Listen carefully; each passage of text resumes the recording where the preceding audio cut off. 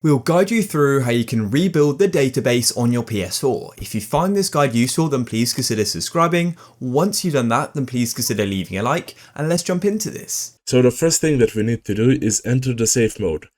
To enter the safe mode, you need to start off in the main menu of your PlayStation, then press and hold the power button on your PlayStation 4 console until it turns off.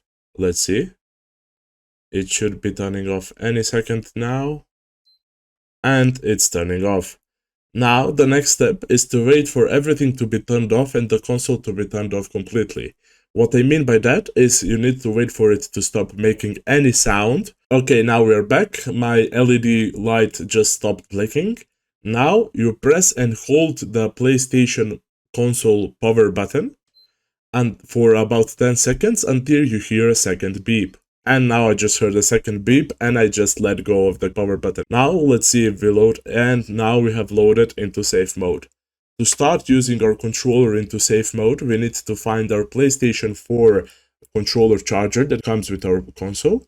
We take the USB port and we plug it into the console. After I have plugged in that part into my console, I take the other part, the micro USB port, and I plug it into my controller. Let's do that as well. And let's see. And now I have successfully connected it. As you can see, it started lighting up. Then I press the PlayStation button on my controller, and as you can see, here is the safe mode menu. To rebuild your database, you need to go into the fifth option that is located right here and select it.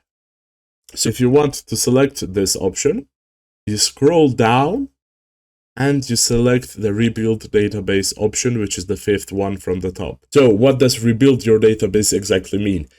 The rebuild your database option basically reorganizes your hard disk, and this really helps when you have game freezes or FPS drops. It helps find the corrupt files in your PlayStation 4 and fix them. That is it for this video. Thank you for watching. See you in the next one.